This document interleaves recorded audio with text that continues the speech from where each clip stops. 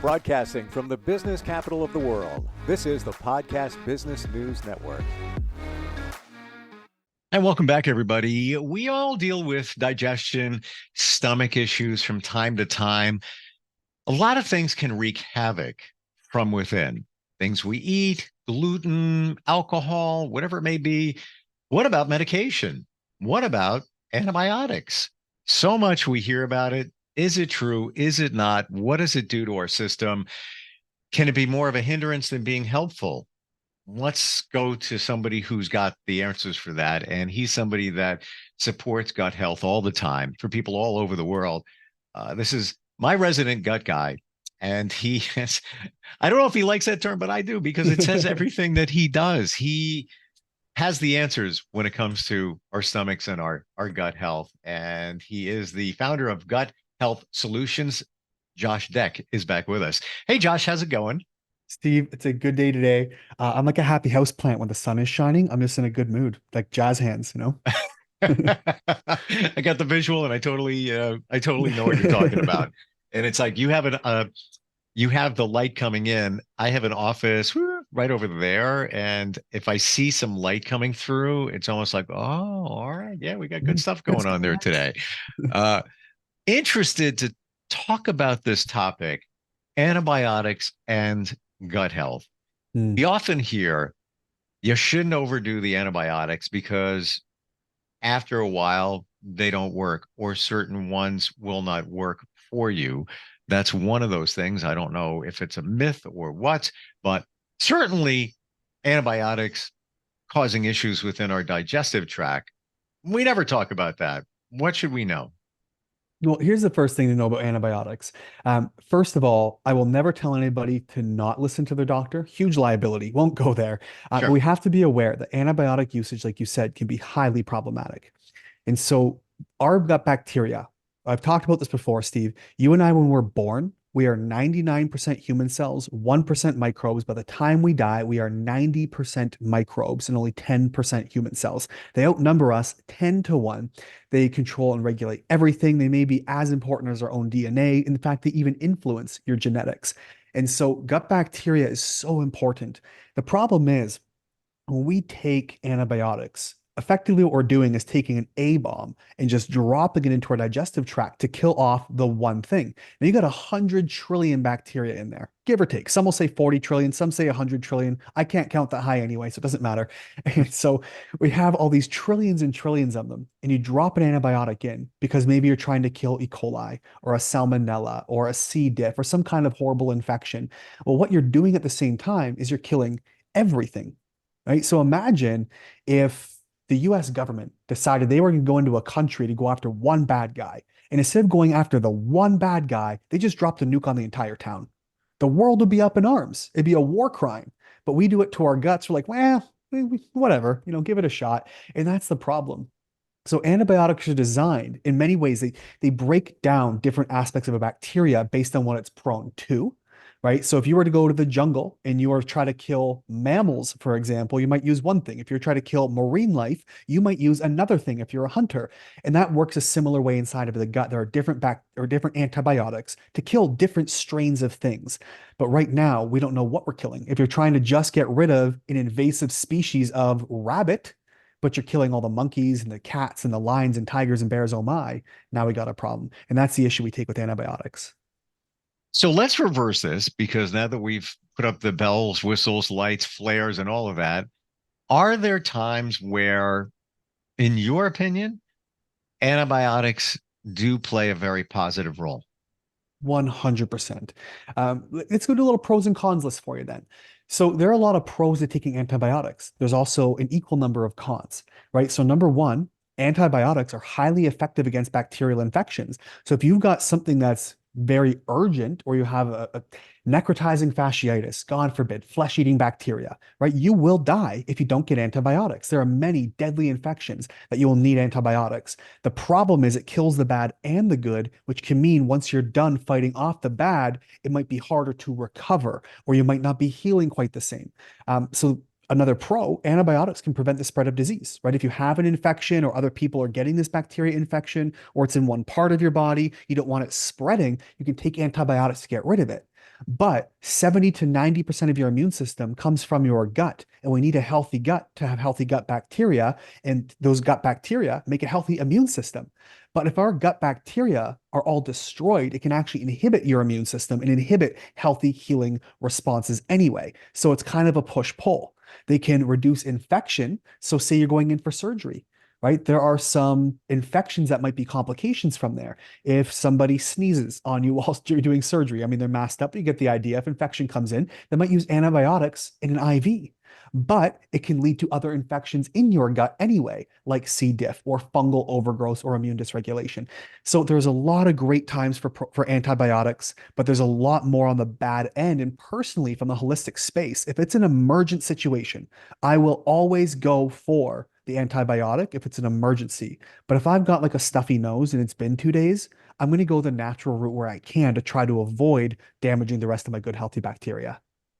What is I can't think of the name of it at this moment, but the the challenge that some of us have in our digestive tract, I think it's in a E. pylori, maybe Oh, H. pylori, you got it. H. Yep, pylori. Thank you. exactly. Um, is that eradicated through antibiotics?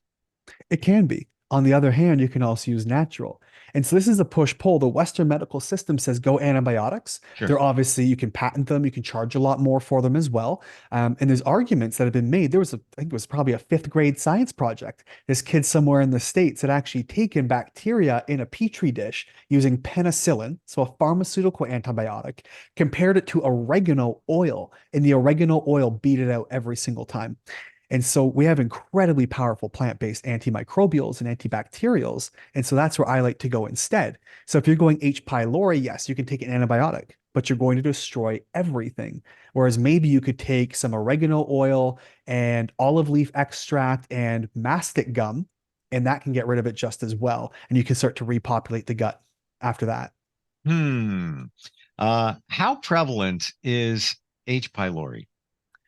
That's a great question. I couldn't tell you a percentage, but I will tell you I deal with the worst of the worst gut disease, right? So seeing Crohn's and colitis, and I see a lot of people with even severe IBS, and probably 30 to 50% either have H. pylori or have had a case of H. pylori at some point. And the reason it comes up, a large part of the time, it's stress and it's reduction of your body's own control.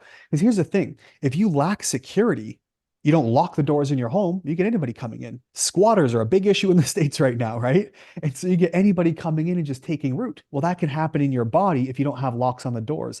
Those locks are chewing your food, eating whole foods, having adequate stomach acid. People who take antacids often think they have too much. I have never seen a case of acid reflux with too much acid. It's always been too low because those sphincters above and below the stomach are controlled by pressure or fluid and pH. So they need acidity and fluid to keep them closed. Well, if you have low acid from high stress or poor diet, well, you have no locks on your door. So things enter the stomach or the small intestine rather freely, leading to bacterial issues, and the H. pylori can take root. Mm. Now, we've talked about that before, and it just blows my mind and goes against everything that we've been taught and even what some doctors tell you in terms of prescribing all this medication, acid reducers, blockers. I can't even think of the technical term for them. Um, why do they even say that? If that's, how does that even come up that you've got excess acid production and you need to reduce it when in fact that may not, most times, not be the case? Hmm. I'm going to have a lot of angry doctors, and I'm going to have a lot of doctors in the functional space who have already been there, done that, going, woohoo, please preach it. A lot of Western medicine is by many doctors I've spoken to who have left their careers as Western clinicians have said it is cookbook medicine because what they do is they decide, okay, here are your symptoms. With those symptoms, we label it, we give it a diagnosis. It's just a word that describes the symptoms, but it's named. You have this condition, and it's labeled as if it's just innate to the human body, to the human condition. Humans just have diseases. There's nothing we can do about it. You just have this condition. So it's really a drug deficiency. You have a PPI or an antacid deficiency. Your headache is an aspirin deficiency. Your constipation is a laxative deficiency. And so we just stack with drugs. And the challenge there is that pharmaceutical companies pay for the studies that they learn in school. They pay for a lot of portion of med school and they lobby a lot of this stuff. So the reality is there are special interest groups who want to sell their drugs, and that's what they teach doctors to do. But when we look at this from a functional medicine space, this is what functional medicine does. It is understanding the roots and the mechanisms that lead to the cause and effect of disease. Western medicine goes, here's your symptoms, here's your diagnosis, therefore here's the drug that covers your symptoms. Western medicine goes, what are your symptoms? How are they happening? And what factors of your life, lifestyle, and things inside of your body are leading to this dysfunction being expressed as a symptom? That's what we're interested in. They go right, we're going left. And it's a very different education, a very different way of doing it. Hmm. Yeah, let's not get started on that. Jumping down that pharmaceutical rabbit hole, because I'm right there on your page. And knowing people who work for doctors, have worked for doctors, the dog and pony show that the pharmaceutical companies put on, especially, we're bringing in lunch from this gourmet restaurant. We're doing this, we're doing that for you. It's like an election. Have you seen what they serve in hospitals, Steve? It's the reason people are sick. It's white bread and lunch meats and jello and juice and pop and fried foods. Those foods are enough to put people in the hospital, and that's what they give to people in the hospital. And there was a recent, I use big air quotes here, a study that came out saying that more research is needed to show that high sugar, high processed foods and fast foods cause digestive disease and obesity, etc. But it's funded by special interest groups who want to sell you their food for more profit. There's not a lot of money in farming and whole food. Like the farmers out there, if you guys know a farmer, shake their hand and tell them thank you, because there's not very much money in it. They work their tails off. True. And there's not a lot of grace, not a lot of thank, and there's 2% of the population who are feeding 98%. And there's not money in it, but there is money in fake foods. There is money in processed and refined foods made in a lab that look like foods. We call them frankenfoods. They're food-like substances. And so thank the farmer. Yeah, I completely agree with you. And I'm from an area here. If you go further east, Long Island, there's lots of farms that pop up, and just it's wonderful just driving, stopping by their farm stand. And sometimes they have little stores going on, and just asking questions, and it's fresh. Picking their brains on pesticides, what they do and how they do it. I'm going to share with you. I started getting cleaner, work in progress in terms of what I eat. Over the weekend, derailed a little bit, just a bunch of hanging out with friends, and then there was a number of days involved. And Sunday, I was at a restaurant, beach bar, nice band, lots of friends hanging out, and had a chicken wrap. I found it, on the menu. Very limited menu, but I'll take it. And again, I don't know what's in the wrap, but there was chicken. I want to assume it was fairly okay. Then it came with fries. And I haven't had a substantial amount of fries in a long time. So I had one or two, and I'm like, that's all I'm going to do. And then I find myself in a conversation, eating a little bit more, drink, all of a sudden I ate the whole thing. Let me tell you, the next day, I was feeling it in many different ways. And I attribute it right to all of what I ate, even, the day before. And actually, the day before, I really didn't eat that much. So I was like, yeah, I'm not going to worry so much about it. But when you clean it up, you're more aware of it. I don't know if that makes sense. 100%. It's like being in a bad relationship. If that's the only relationship you've ever known, you don't know what a good one's like until you leave and come back. And we see that all the time with bad foods. We get rid of these junk foods and fast food and fried foods and foods that are food-like substances, but not real food. And all these have come up since the 1950s, 60s. If you actually look at the global burden of disease, you can Google global burden of disease and see the trends. It just spikes at 45 to 90 degrees straight up from the introduction of these foods and disease manifestation in North America. And so it's really unfortunate. But you talk about pesticides, Steve. I'll throw a fun one at you here. So just in February 2024, the USDA, or the EPA rather, had approved a use of an old pesticide called chlorpyrifos. Now, chlorpyrifos was banned currently banned in Canada, the EU, UK, and it was banned in the US, but by special interest groups and lobbying, it's since been brought back. Well, chlorpyrifos is actually what we call an organophosphate. Now, little history lesson here for you. Organophosphates were actually invented in the 1930s and being explored by Nazi scientists in 1938 for tools of war because they are extreme neurotoxins. Have you ever heard of sarin gas? Vaguely, yes. I'll give you a quick reminder. So sarin gas, you might recall from it was in the late 1980s, the Iran-Iraq war against the civilians of Halabja. They used it in 1995. The Shinrikyo, I believe it's pronounced, the cult in Tokyo in the subway used this gas, killing, several dozen people and injuring many more. And in 2013 to 2017 as well in the Syrian civil war. It is a nerve gas. Have you ever seen The Rock, the movie? They had this VX gas. That's an organophosphate sarin gas. And so we look at these things, we understand these pesticides are spraying on our food because there's different ways to kill living organisms. So they go after the nervous system by causing increased spasms and contractions and flooding of the lungs. And that's how they kill these bugs and these things that they want to kill on your food when they're growing these crops. So this organophosphate chlorpyrifos is in the same class of chemicals as sarin gas being explored as a tool of war in the 1930s, banned in 1997, that they had actually banned it for use because they said it's way too dangerous. No one should have this. It was banned by the Chemical Weapons Convention. But they're using these strains of chemicals on the food as pesticides, which act very similarly, not only as a neurotoxin to humans, but they also destroy, like antibiotics, your gut microbiome. And so when it comes to cleaning up our food, this is why it becomes so important. It's not just about antibiotics and how they destroy our gut. Oh, There are many of these, and there's many common classes of different pesticides. We have pyrethroids and herbicides and fungicides and all kinds of stuff, but they all act very similarly. They disrupt chemical pathways to kill an organism, and we use these in our food. Interestingly enough, there is a pyrethroid in particular called deltamethrin. Now, this one, it takes an average about 150 milligrams per kilogram in rats, so about 12 grams to kill a human with this dosing, and it's diluted extremely when it's sprayed. So obviously the poison makes a dose, but consider this, it takes 0.00025 milligrams per liter of water to kill a rainbow trout, like a fish, which is quite a small amount. It's a itty bitty droplet of a drop per liter will kill a fish. And it's recommended not to be sprayed into the environment. We look at the MSDS or the material safety data sheet. It says do not release to the environment, but it's sprayed on our food as well. And so we put about 1 billion pounds of pesticides on our food every single year.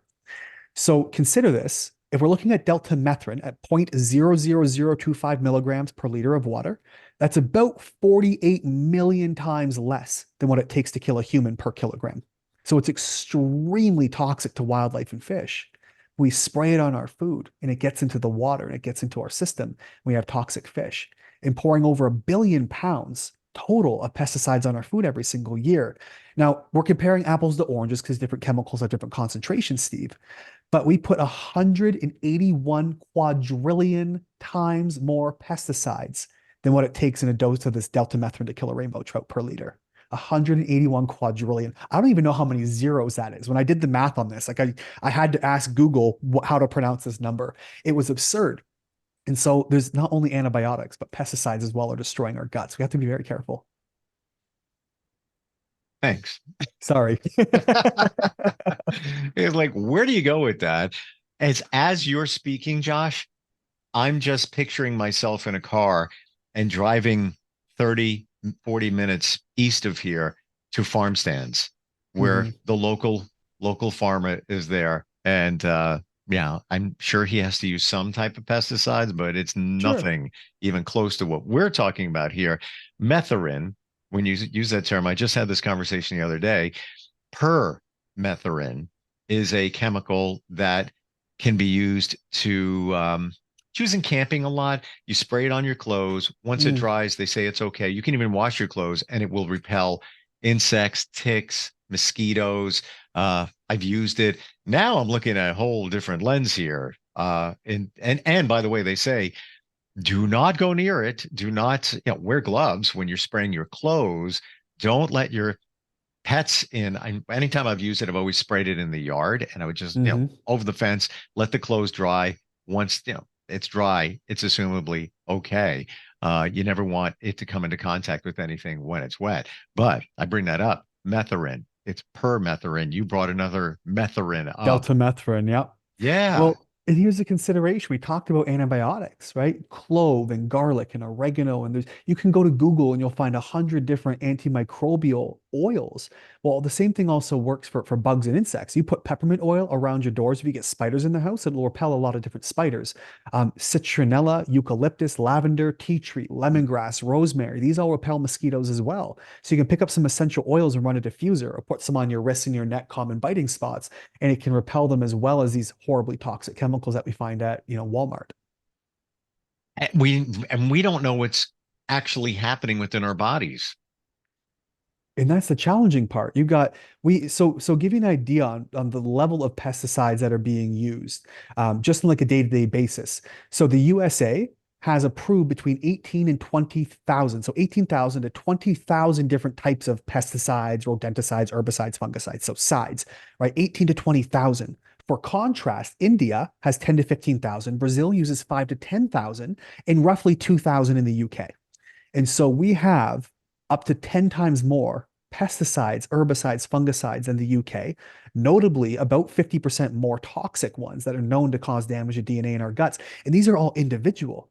And so when they all get mixed into our body and stored in our fat cells and in our tissues and all over the place, well, they're getting into our system. We don't know what they're doing, how they're reacting or interacting with each other. We have no idea. But these pesticides have come up since 1990. So in 1990, there was about 800, give or take a few, approved for use in North America. Now it's almost 20,000. And we have 8 to 100 or 8 to 10,000 different chemicals being introduced almost on a yearly basis, mostly into our food supply. There's been about 100,000 chemicals. Some will say 80,000 or 40,000, up to 100,000 chemicals into our food supply in the last 100 years. And so we really don't know what they're doing. And when they test them, if they're a combination of, say, four or more, they test them individually. They're called generally considered safe. We don't test them as a combination to say, okay, how are they reacting with each other on top of these hundreds of thousands? We'll never know. But is it any coincidence we have more autoimmune disease, more inflammatory bowel disease, more Alzheimer's, early onset Alzheimer's, young people getting colon cancer? We have way more disease and diabetes and obesity than ever before. So are we going to correlate this, or are we just going to say wait for more testing to be done? Or do we just, like, here's the thing. Here's the way I look at it, Steve. If I'm inviting you over to my house and every time you come over, something goes missing, do I have to wait to see you steal something from my house? Or do I have to assume Steve took it because nothing else has changed? You know what I mean? Like, when do you stop eating the foods? And that's the question we have to ask ourselves.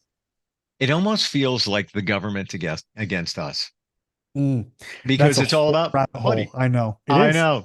I know. It's all about money. It And is.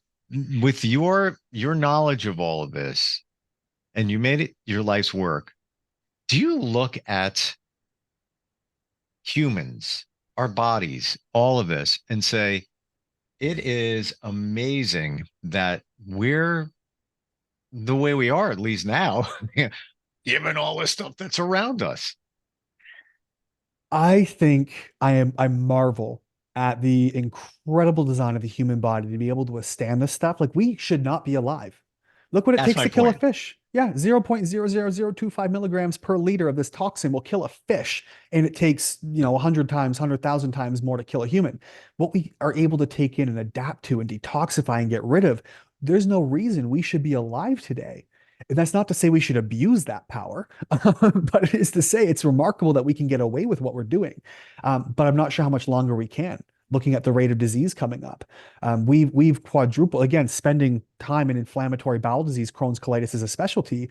I've seen cases looking at the studies from 1990, about 1.5 million, give or take, to almost 8 million today. And in 30 years, it just skyrocketed. Colon cancer skyrocketing, autoimmune disease 5 times higher than it was 40 years ago. And so the question is, we've been able to adapt to this point, but how much longer can we continue to adapt and try to detoxify? And that's really what it comes down to. And, people want to argue with me all the time and go, well, I can eat Taco Bell and I feel fine. It doesn't matter how you feel, because you're not going to feel it. Your symptoms and going into the doctor to get a diagnosis typically takes months or years, sometimes decades, for that disease to manifest. right? You don't have a blister on your shoe or on your heel rather. You don't have a blister out of the blue. You don't put your shoe on and boom, get a blister. It took a long, long time of walking and hiking and forgetting your socks and wearing and tearing that heel for the skin to get red, raw, and blister. Extrapolate it to your body. The most remarkable piece of machinery on planet Earth. We still don't know how the human brain and the human eye entirely works. We have a good idea. We're still figuring it out. We've only explored like 2% of the entire ocean floor. We don't know anything. And so we have to keep in mind that our bodies are still developing and we're still figuring it out. And there's a lot more questions to be asked, and we have to be more careful and have some reverence for ourselves. You might not feel bad today, but it's a drop in the bucket. You don't feel the drop until the bucket's full. It all points to the same thing, our food supply. And it's sad, not knocking Taco Bell. But when you think of it, you're having a burrito or something like that. Or a taco. I just love a regular taco. That's it. Mm-hmm. You think, well, it's just ground beef, cheese, some lettuce, the wrap, maybe some sour cream. Personally, I don't do that. Mm-hmm. Don't need it. And maybe tomato. And it seems like it's healthy. But like the supermarket, grocery store, where did it come from? Where did it come from? And we'll leave it at that. Whoa. Yeah. And as a quick sidebar, 30 seconds here is just to say, look, you guys don't have to shop for the organic label. Do what you said, Steve. Go to the market, go to the farmer's market, go shop for them and say, hey, what's on the food? How much to use? I go to a market here. They're not organic. They don't pay for the organic label. Their food costs just as much as the regular food, but they spray one pesticide on the ground, or one fungicide rather, once per year as a clean sweep to make sure the soil's okay. And then they plant a couple of months after that. I don't mind eating that. That's better than buying, spending 3 or 4 times more for organic. Yeah. And there's one other thought with all of that. You had face-to-face contact with the farmer or staff. So yeah, they invited me to the farm. Like, we do tours. Come check us out. And there you go. Josh, love your info. Sometimes it's scary, but with good reason. Yes. And you're there to answer all those questions for anybody going through gut issues. How do we find you again? Easiest way to reach me is at gutsolution.ca. That's all singular, .ca for Canada, gutsolution.ca. We got a podcast, we got a website, we got info, we got Facebook groups, all kinds of great stuff. If you guys need help, everything can be found at gutsolution.ca. Nobody knows it like you. Thank you so much for being here today. Always a pleasure, Steve. Thanks so much. Thank you. We'll be right back. Are you looking for even more of the podcasts and hosts that you love? The Podcast Business News Network is proud to announce that you now have even more ways to listen live. Check out the MyTuner Radio, online radio box, and Simple Radio apps on iOS and Android, or find us online. Search for Business News Network on mytuner-radio.com, or search Podcast Business News Network on streama.com and onlineradiobox.com/US. Take your podcast on the go and don't miss a minute of the action.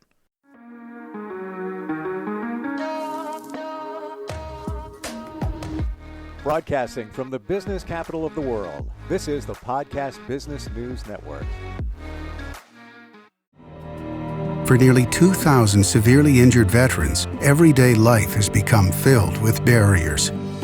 Day-to-day simple tasks can become pretty daunting. I have to carry my chair up 2 flights of steps or have somebody do it for me. What scares me the most is just the falling. When I'm struggling with my house, I think, to have that one great barrier just knocked down, it's crucial.